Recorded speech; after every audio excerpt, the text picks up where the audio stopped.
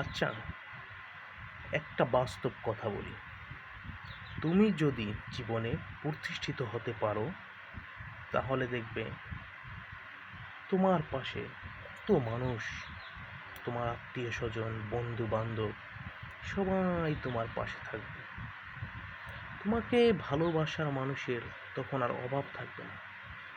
কিন্তু তুমি যদি প্রতিষ্ঠিত না হতে পারো, তখন তুমি দেখবে তোমার আশেপাশে যত বন্ধু-বান্ধব, যত প্রিয়জন ছিল, সবাই তোমাকে দেখে মুখ লুকিয়ে যাচ্ছে। এটাই বাস্তবতা, এটাই বাস্তব। তাই আমাদেরকে প্রত্যেককে উচিত এমনভাবে প্রতিষ্ঠিত হওয়া, চেষ্টা করা। বাকিটা হচ্ছে গিয়া উপরওয়ালার কাছে।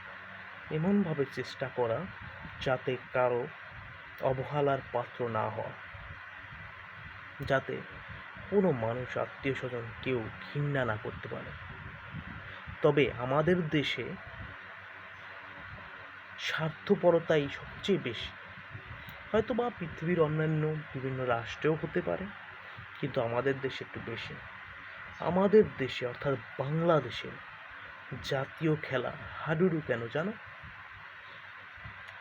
আসলে হচ্ছে একজন উপরের দিক ওঠা ধরে তাকে কিভাবে টেনে হিসড়ে নিচের দিক নামানো যায়।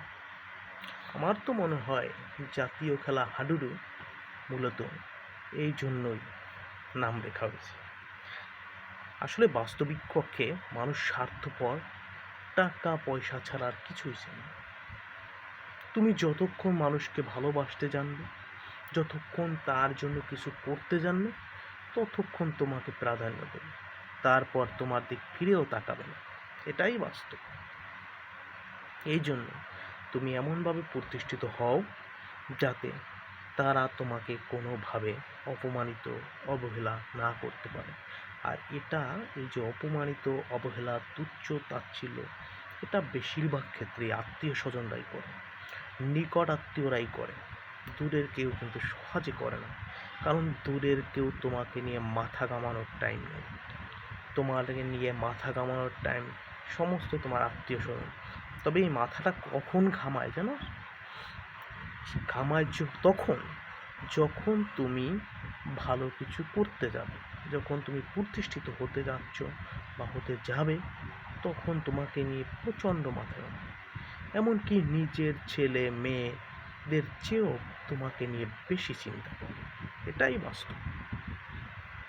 অর্থাৎ তুমি সফলতার দিক এগোচ্ছ, তা তাদের সহ্য হচ্ছে না। তখন ওই ধরনের আত্মীয় স্বজন তাদেরকে যতটা পারো এড়িয়ে চলবে এবং নিজের সফলতা দিক ঠিক এগিয়ে যাবে। কে কি বললো না না বললো, কোনো দিক না ফিরে না তাকিয়ে শুধু নিজের লক্ষ্যের দিকে অগ্রসর হয়ে যাও। ইনশাআল্লাহ তুমি সফল হবেই, আজ না হয় কাল। জাস্ট একটু সময় লাগে। আর আল্লাহ পাক ধৈর্যশীলকে ভালোবাসেন। ধৈর্যর ফল সবসময় ভালোই হয়। আজকে এখানেই। সবাই ভালো থাকবে। আল্লাহ হাফিজ।